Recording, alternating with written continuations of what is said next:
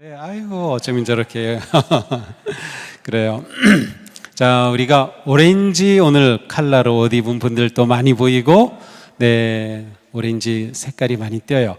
자, 우리 교회가 해마다 2018년부터 오렌지 축제를 하고 있어요. 오렌지 축제가 뭘까?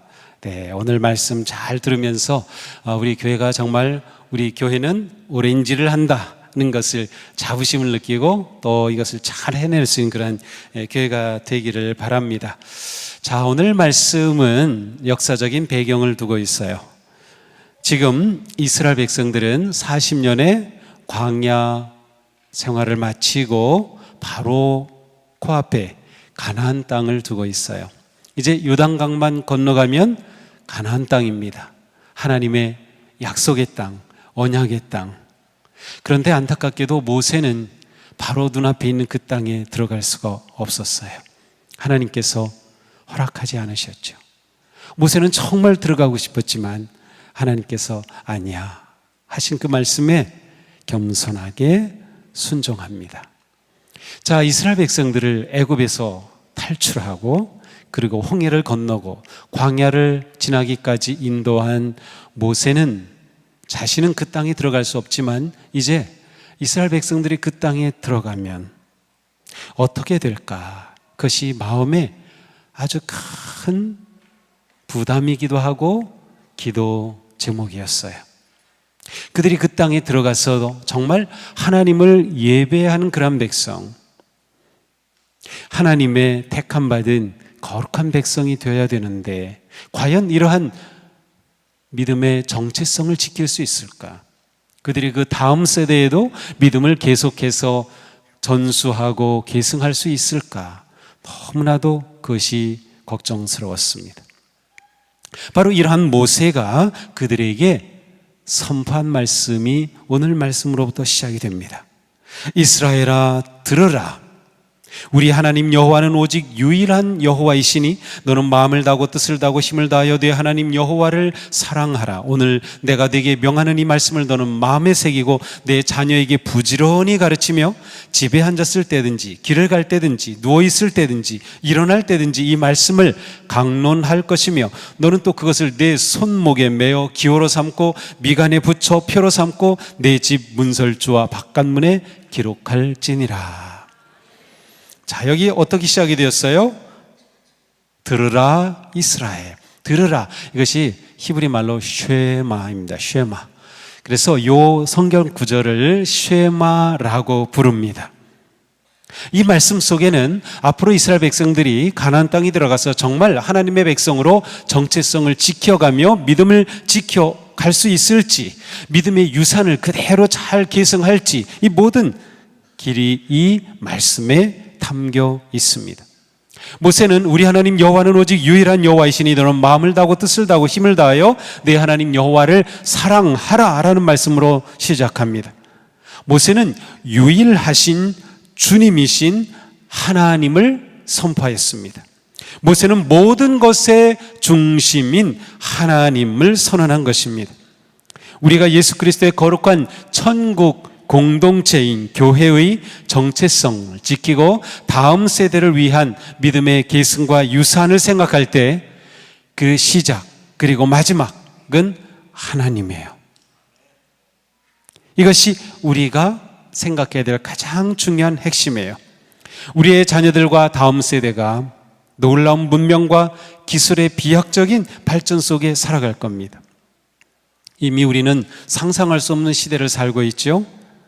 제가 지난주에 제 사무실을 좀 정리하다 보니까 미국에서 쓰던 타이프 전 치는 거 타이프라이터도 나오고 그게 조금 발전해서 전동 타자기도 있고 막 그런 거 보면서 야, 그때는 공부하겠다고 이걸 들고 갔는데 지금은 말만 하면 다 모든 걸 만들어주고 말이죠. 정말 완전히 다른 세대예요. 이제는 사람이 할 거를 다 기계가 다 해줘요. 이러한 시대에 우리 자녀들은 어쩌면 정말 더 나은 혜택과 번영을 누릴지 모릅니다. 그러나 하나님을 알지 못하는 세대가 된다면 그것은 실패한 세대입니다. 하나님에 대한 믿음의 가치가 세상의 탐욕과 욕망으로 서서히 사라져가고 있는 이 시대에 중요한 것은 다음 세대가 하나님을 인정하고 하나님을 예배하는 세대가 되는 것입니다.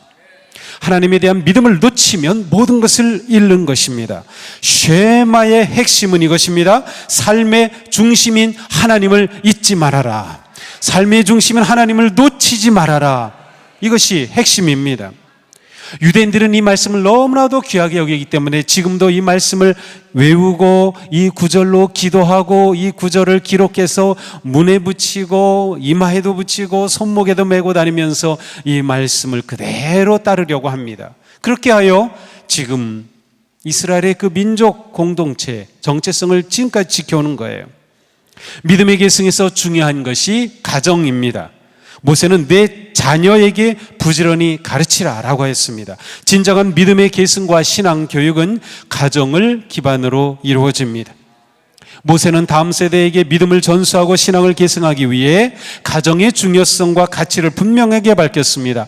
가정은 신앙 교육의 믿음의 계승의 중심이 되어야 합니다. 지금 우리가 사는 이 시대는 가정이 점점 해체되고 있습니다. 가족 간의 유대 관계도 점점 느슨해지고 있습니다. 가정이 그렇게 소중하게 여겨지지 않고 있습니다. 가족의 관계가 얼마나 중요한지 알지 못합니다. 왜냐하면 나 혼자도 뭐든 할 수 있고 나 혼자 하는 것이 너무도 편하고 또 무엇으로도 나 혼자 다 잘 살 수 있는 그런 시대예요.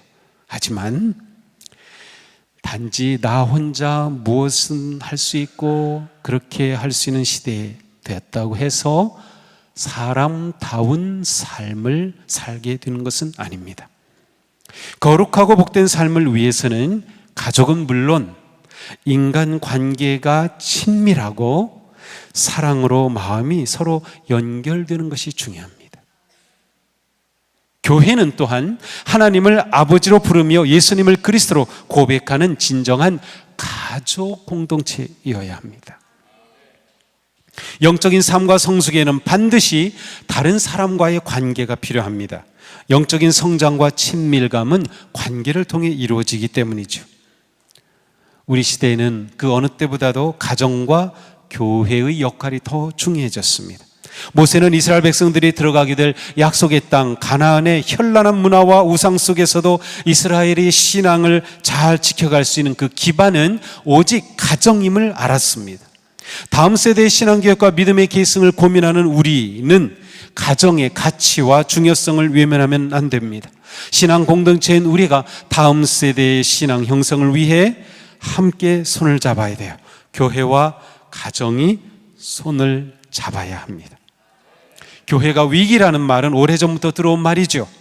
코로나 이후 더 심각해졌습니다. 지금 교회에 여러 가지 위기가 있지만 그 가운데 다음 세대 교회 학교의 위기는 가장 심각합니다. 미래 한국교회의 존립과 직결된 문제이죠. 서울 경기 지역에 있는 교회들을 조사해 봤더니 이제는 교회 학교가 없는, 주일 학교가 없는 교회가 반 이상입니다. 교회 반 이상의 교회 학교 자체가 없어요. 아이들이 없는 겁니다. 학생들이 없는 겁니다. 그냥 있어도 목회자 가정의 자녀, 장로님 가정의 자녀 한두 명 정도.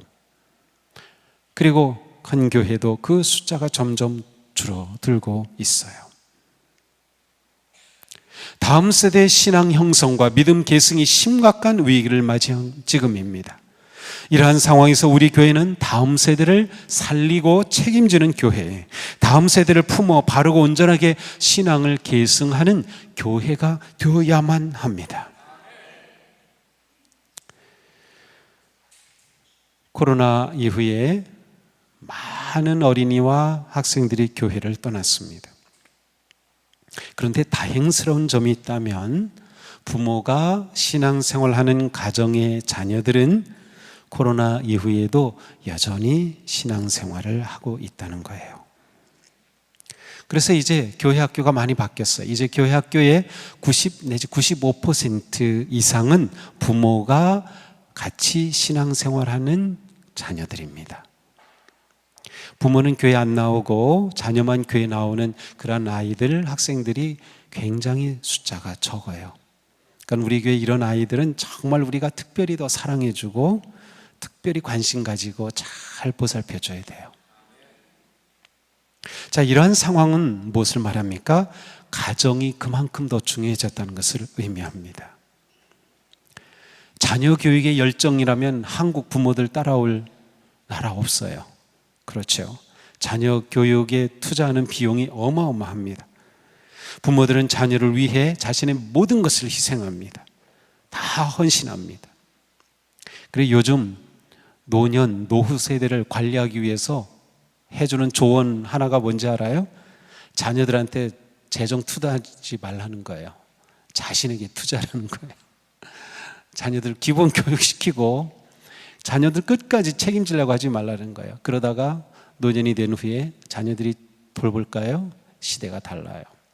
요즘 이런 시대까지 되었어요. 그래도 한국의 부모들은 자녀를 위해 다 투자합니다. 정말 우리는 세상에서 가장 좋은 부모입니다.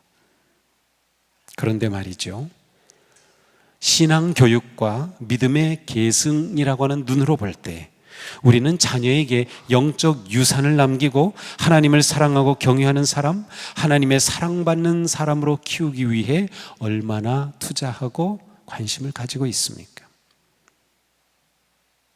지금은 다음 세대 신앙 형성의 위기를 헤쳐나갈 마지막 기회입니다. 우리가 이 기회 놓치면 이제 더 이상 돌아오기 어려워요. 우리가 다음 세대에게 믿음의 가치와 유산을 물려주지 못한다면 교회의 미래는 없습니다. 하나님 나라의 소망은 사라집니다.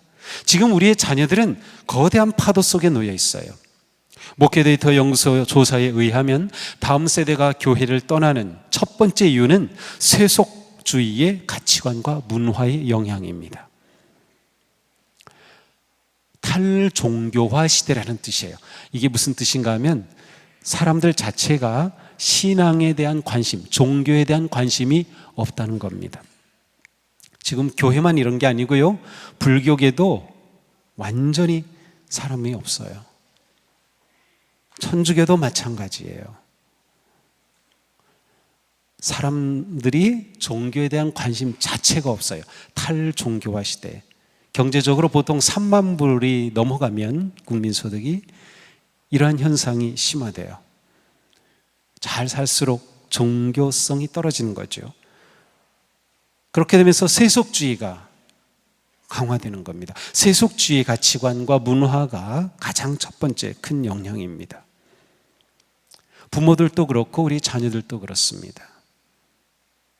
뭐 이런 거 조사한 거 보면 충격적인 게 너무나도 많아요. 예를 들어서 너 2억 주면 감옥 갈래? 간다는 아이들 많아요. 가치관이 이렇게 바뀌었기 때문에. 두 번째 이유는 학원 공부로 인한 시간 부족이에요. 아이들이 신앙생활할 시간이 부족해요. 학교에 가고 학원에 가고 지쳐가지고 말이죠. 그런데 문제는 공부하는 게 잘못이란 뜻이 아니고요, 공부의 초점이 성공과 출세라고 하는 경쟁하는 세속주의 가치관의 뿌리를 받고 있다. 이것이 문제인 겁니다. 이런 상황은 다음 세대를 위한 교회 학교가 어떻게 바뀌어야 하는가 도전이 됩니다. 교회 학교의 구조가 본질적으로 변화되어야 하고요, 신앙 교육의 틀이 바뀌어야 하고, 전략이 바뀌어야 하고, 교재도 바뀌어야 하고, 교육 방법도 바뀌어야 합니다. 예전에 해오던 방식으로 교사가 학생들을 대해서도 이제는 안 됩니다. 완전히 교사가 먼저 바뀌어야 돼요. 부모가 먼저 바뀌어야 돼요. 지금 우리의 문제는 우리의 자녀의 학습과 교육을 학원에 맡기는 것처럼 자녀의 신앙 교육을 교회 학교에만 맡긴다는 것. 이게 가장 큰 문제입니다. 그게 왜 문제냐? 자녀가 교회에서 신앙생활하면서 교회가 자녀에게 영향을 미칠 수 있는 시간은 일주일에 고작 1시간입니다. 1년 50시간이에요. 반면에 부모가 가정에서 자녀에게 영향을 미칠 수 있는 시간, 뭐 함께 밥 먹는다든지 뭐 집에 있든지 잔다든지, 그 시간은 1년에 3,000시간입니다. 가정에서 3,000시간 보내는 아이, 교회에서 50시간 보내는 아이, 누가 자녀 신앙 교육에 더 영향을 미칠 수 있어요? 가정입니다. 가정, 부모입니다. 그러니 이제 부모는 교회에 내 자녀를 맡기면 끝, 그렇게 해서 신앙 교육이 어렵습니다. 가정이 부모가 책임져야 되는 거예요. 신앙교육의 가장 중요한 장이 가정이라고 하는 것이죠. 가정이 참여하지 않고서는 믿음의 계승이 어려운 상황, 그러한 시대에 우리가 지금 살고 있는 겁니다. 다음 세대의 신앙 형성과 믿음 계승에서 중요한 것이 그러므로 교회와 가정이 연합하는 것입니다. 가정과 교회의 공통의 임무는 자녀들의 마음에 하나님의 나라를 세우는 거예요. 이것이 우리가 가진 공통의 사명인 것이죠. 그런데 지금은 교회도 가정도 매우 심각한 위기를 맞고 있어요. 그래서 가정도 교회도 자녀들의 영향력을 점점 상실해 가고 있는 겁니다. 둘 중에 하나라도 타격을 받으면 다른 쪽은 엄청난 영향을 받습니다. 가정이 잘못되면 교회도, 교회가 교육을 잘못하면 가정에도. 그래서 교회와 가정이 연합해야 되는 것이죠. 그러므로 우리는 교회와 가정을 건강하게 세우고 건강한 거룩한 영향력을 회복하기 위해 힘써야 되는 거예요. 이것이 우리가 가지고 있는 사명입니다. 교회와 가정은 하나가 될 때 잠재력이 나옵니다. 시너지가 거기에서 나오는 거예요. 자녀들에게 풍부한 믿음의 유산을 물려주기 위해 교회와 부모는 함께 노력해야 한다는 거예요. 이게 오렌지입니다.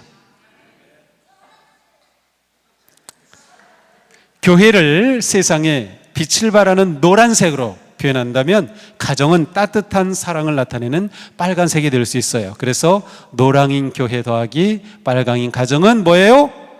오렌지. 이게 오렌지예요. 오렌지. 자, 오렌지의 뜻은 뭐예요? 가정과 교회가 연합해서 다음 세대를 세운다. 이것이 오렌지입니다. 오렌지. 그러니까 이번 달은 오렌지 많이 사 드시고, 드실 때마다 맞아, 가정과 교회가 연합해야 돼. 이거를 늘 기억하셔야 됩니다. 너무나도 중요합니다. 그래서 이것이 우리 교회가 가지고 있는 전략입니다. 왜냐하면 가정과 교회가 연합하지 않으면 다음 세대를 세워가는 것이 어렵다는 것을 알기 때문이죠. 우리는 자녀의 신앙 교육은 교회 학교 전담이 아니라 교회와 가정의 공동의 사명이 되어야 한다. 우리가 이것을 기억해야 합니다. 가정과 교회가 하나가 되어야 된다. 우리가 오늘 우리 자녀들과 함께 예배하죠? 이것도 오렌지입니다. 가정과 자녀 함께 하는 것, 이게 오렌지예요. 우리가 3040 올해 3040을 세우자 그렇게 하고 있는데 그것도 오렌지예요. 우리가 3040 왜 세웁니까? 자녀들이 그들에게 있기 때문에 그래요. 자녀들에게 가장 지대한 관심을 가지고 있죠. 우리 부모들이 특별히 3040 어린 자녀들 키우면서 얼마나 자녀들의 관심이 많아요. 우리가 그들을 세우는 것은 동시에 자녀들을 세우는 것과 연결이 돼요.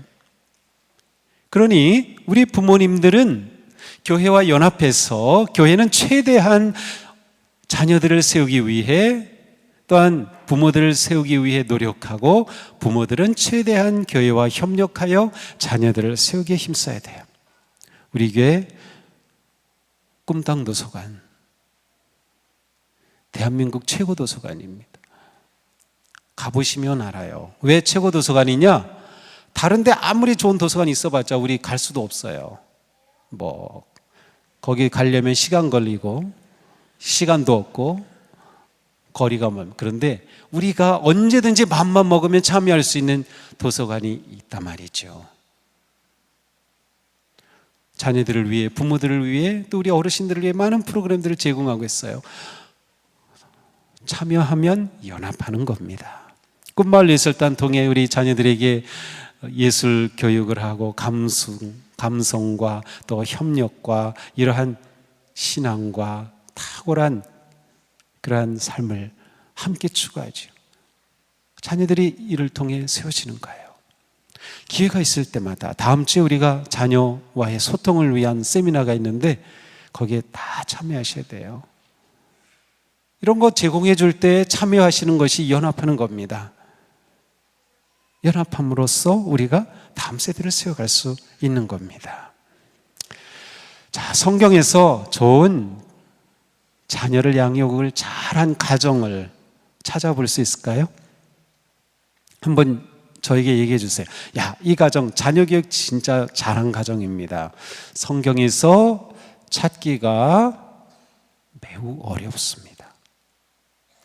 전 그게 항상 아쉬워요. 그런 가정이 있으면은 그런 가정 보십시오. 이렇게 해서 막 설교도 하고 너무나 좋을 텐데 오히려 찾기가 어렵습니다. 모든 가정이 다 문제가 있었습니다. 최초의 가정인 아담과 하와, 하나님께 불순종하여 죄의 씨앗을 가져왔어요. 노아, 술에 빠진 사람이었어요. 그래서 나중에는 아들을 저주하기까지 했어요. 아브라함, 굉장히 우유부단했어요. 자기 아내를 다른 남자에게 줬어요. 리브가 자기가 편애하는 아들하고 짜고 남편을 속였어요. 야곱, 그 아들들이 동생을 노예로 팔아버렸어요. 다윗, 아들들끼리 암투하고 죽이고 심지어 아버지에게 반역했어요. 제사장 엘리, 그의 아들들이 탐욕에 빠져가지고 재물을 마음대로 먹고 타락한 자녀들이 되었어요. 그거 통제하지도 못했어요. 제대로 된 가정 찾기가 어려워요. 그런데 왜 그럴까? 제가 가만히 생각해 봐요. 그런데 이 세상에 완벽한 가정은 없다. 이 세상에 완벽한 가정이 어디 있겠어요? 자, 하나님께서는 이러한 역기능의 가정을 통해서도 이 거룩하고 위대한 구원의 역사를 이루어 오셨다는 것을 말하고 있는 거예요. 얼마나 우리에게 희망이 됩니까?